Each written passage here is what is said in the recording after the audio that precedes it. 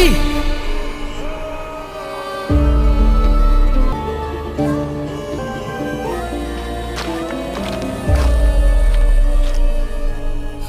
তুমি এখানে? তুমি আমাকে একা ফেলে চলে যাচ্ছ অদিতি? বিবেক, হয়তো আমার কিছুই মনে থাকবে না, কিন্তু যেতে তো আমাকে হবেই। বলো, তুমি আমাকে মাফ করে দিও, তুমি কেন সরি বলতেছো? কারণ আমার জন্যই সব হয়েছে। আমার জন্য তোমাকে এই দুনিয়া থেকে চলে যেতে হয়েছে। আমার সাথে দেখা না হইলে তুমি এখনো... এভাবে কেন বলছো তুমি? তোমার জন্য আমি সবসময় হ্যাপি থাকতাম। তোমার সাথে কাটানো প্রত্যেকটা মুহূর্ত আমার কাছে অনেক বেশি দামি। চাইলেই হাতের মুঠোয় আটকে